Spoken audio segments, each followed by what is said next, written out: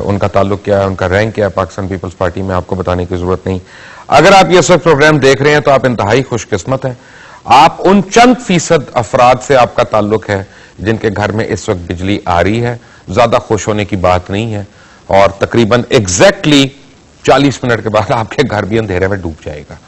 और आपको मैं ये बताता चलूं कि राजा परवेज अशरफ से इतनी हमें उम्मीदें हैं कि राजा परवेज अशरफ जो है वो बिजली लेके आएंगे। उनके कुछ यानी 1.5 साल के अरसे में उन्होंने कितने पैंतरे बदले, मैं आपको वो दिखाता हूं जरा। देखें राजा परवेज अशरफ क्या क्या कहते रहे। 31 दिसंबर तक जो है वो लोड शेडिंग का खात्मा हो जाएगा। 31 दिसंबर तक हमारा पाकिस्तान की कौम से ये वादा है कि हम पाकिस्तान से लोड शेडिंग का खात्मा करें। मैं सवाल से कहता हूँ कि दिसंबर 2000 में लोड शेडिंग का खात्मा करें। इंशाअल्लाह ताला आइंदा साल कोई लोड शेडिंग नहीं होगी। मेरे वजीर आजम साहब ने ये ऐलान किया, सदर मुमलिकत ने कहा है और हमारी पार्टी का ये ऐलान है कि 31 दिसंबर 2009 तक लोड शेडिंग का हम खात्मा कर लेंगे। राजा परवेज अशरफ साहब, आज की पता नहीं क्या डेट है, अप्रैल है और 2010 है, और अब आपकी आखिरी एक स्टेटमेंट आई है कि शायद 7-8 साल तक लोड शेडिंग नहीं खत्म होती। तो वजीर आजम फिर भी बज़िद हैं आपको अपना वजीर रखने पे और आपको तमाम आसाइशें देने पे और तमाम प्रोटोकॉल्स देने पे। खुद वजीर आजम जो है वो मीटिंग्स वगैरह बुलाते रहते हैं, लेकिन ये तो हमें पता नहीं चलता कि उन मीटिंग्स का क्या रिजल्ट है। आप और यानी जो भी लोग इस महकमे में काम कर रहे हैं, ऑब्वियसली आप लोग गलत बयानी से काम लेते रहे। देखें आपने कितनी गलत बयानी की। और आपको मैं ये भी बता दूं कि राजा परवेज अशरफ और इनके भाई खुद नादहंदा रहे हैं, खुद नादहंदा रहे हैं। अगस्त में पिछले साल इन्होंने आखिरी बारी अपने घर का बिजली का बिल दिया था और उसके बाद नहीं दिया। और जब इनको फिर एक दिन ये पता चला कि इन्होंने जनाब जाके दिया, लेकिन उस दिन इतवार का दिन था, स्पेशली जाके इनका बिल दिया गया और वो एक्सेप्ट हुआ। यानी हमें कहा जा रहा है, हमें इश्तिहार दिखाए जा रहे हैं, और हुकूमत पाकिस्तान जो पाई पाई उधार ले रही है, जो टैक्सेस पे जोर डाल रही है, कभी बिजली महंगी कर रही है, कभी तेल महंगा कर रही है, कभी पेट्रोल महंगा कर रही है, और कभी बाहर जाके हाथ फैला फैला के मांग रहे हैं। वो करोड़ों रुपए के इश्तिहारात हमें देके कह रहे हैं कि हम बिजली बचाएं और बिजली चोरी ना करें, और खुद हमें लीड करने वाले क्या एग्जाम्पल्स हैं। अफसोस ये है कि राजा साहब ने अब आखिरी बारी क्या स्टेटमेंट दी, वो भी देख लें। 8 साल लग सकते हैं लोड शेडिंग के खात्मे के लिए, डेडलाइन बदलती रहेगी। यानी हम कुछ करें ना करें, राजा साहब को 8 साल के लिए तो हमें रखें, ताकि हम इनसे पूछें कि 8 साल के बाद बत्ती क्यों नहीं आई। जब नहीं आएगी तो कहेंगे जी मुझे तो इलेक्शन में नहीं आया मैं, तो अब मैं कैसे ला सकता हूं। प्रॉब्लम क्या है, ऐसी हुकूमत क्यों अनचेक जा रही है, या अपनी इनकी की हुई बातें जो हैं, की हुए वादे जो हैं, ना सिर्फ अवाम के साथ बल्कि नेशनल असेंबली के अंदर, सेनेट के अंदर, कैबिनेट मीटिंग्स के अंदर ये अपनी स्टेटमेंट जो है उनके ऊपर इनकी पकड़ क्यों नहीं हो रही? क्योंकि गालिबन ऑपोजिशन खुद मसरूफ है बिजली चोरी में। NA 1, 2, 3 का इलेक्शन आपको दिखाऊं कि वहां पे भी कुंडे लगाए गए, आप देखें, दोबारा देखें, और ये रोशनियां भी देख लें वहां पे इन जलसों में, और ये कुंडे भी देख लें वहां पे।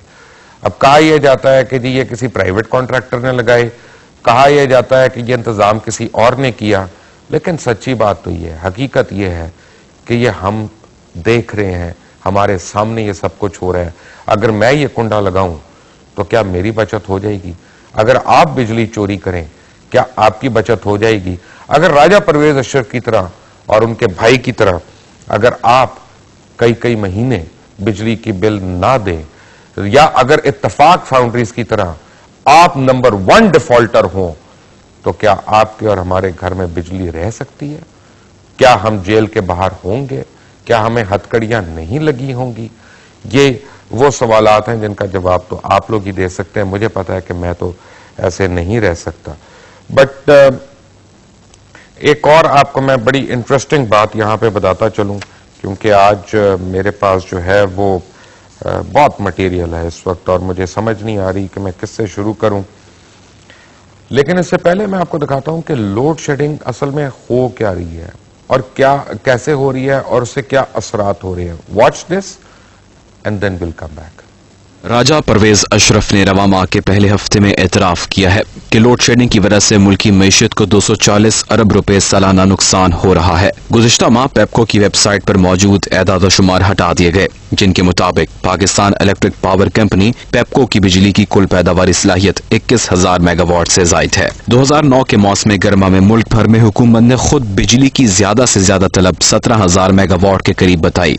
अगर पेप्को अपने हाइडल, थर्मल, IPP समेत दीगर जराए से बिजली की मुकम्मल पैदावार हासिल करे तो फिर भी 4,000 मेगावाट बिजली ज्यादा होगी। ताहिर बिशारत चीमा और साबिक वजीर खजाना सलमान शाह भी कह चुके हैं कि पाकिस्तान में बिजली की पैदावारी सलाहियत 20,000 मेगावाट से ज्यादा है। पेप्को की वेबसाइट पर इस वक्त मौजूदा एदाद शुमार के मुताबिक पेप्को की मुख्तलिफ जराए से पैदावारी सलाहियत यूं है। वापडा की अपनी थर्मल बिजली की सलाहियत 4,664 मेगावाट, वापडा की पन बिजली हाइडल की कुल पैदावारी सलाहियत 6,746 और सर्दियों के मौसम में कम अज कम पैदावार 2,414 मेगावाट। IPPs की कुल काबिले भरोसा पैदावारी सलाहियत 5,943 मेगावाट है। वापडा और IPPs के नए मंसूबों की कुल पैदावारी सलाहियत 2,148 मेगावाट है, जिसमें से सब प्लांट अभी ऑपरेशनल नहीं हुए। रेंटल पावर के 150 और 114 मेगावाट के 2 प्लांट लगाए जा चुके हैं। रेंटल पावर के 1,438 मेगावाट सलाहियत के 9 प्लांट्स लगाए जाएंगे। इन एदाद शुमार के मुताबिक वापडा की कुल पैदावारी सलाहियत 17,353 मेगावाट है, जो नए मंसूबों से मजीद बिजली शामिल होने से 19,501 मेगावाट हो जाती है। इसमें रेंटल पावर के 2 चालू मंसूबों को भी शामिल कर लिया जाए तो ये 19,765 मेगावाट हो जाती है, और अगर तमाम रेंटल पावर प्लांट ऑपरेशनल हो जाते हैं तो कुल पैदावारी सलाहियत 21,203 मेगावाट हो जाएगी। पैदावारी यूनिट मौजूद है लेकिन बिजली गायब है। IPPs की अपनी सलाहियत के मुताबिक बिजली पैदा ना करने की बड़ी वजह यह है कि हुकूमत ने इनकी अदायगियां रोक रखी हैं। सर्कुलर डेब्ट का हजम 125 अरब रुपए तक पहुंच चुका है। नाहिंदगान में बहुत से सरकारी और निजी इदारे शामिल हैं। हुकूमत के पास IPPs को देने के लिए पैसा नहीं। अगर हुकूमत IPPs को अदायगी कर देती है तो बिजली के बहरान पर काबू पाया जा सकेगा, लेकिन वजीर बिजली और पानी IPPs की अदायगियों पर रेंटल पावर प्रोजेक्ट्स को तरजीह देते हैं, जो IPPs की अदायगियों से कई गुना ज्यादा है।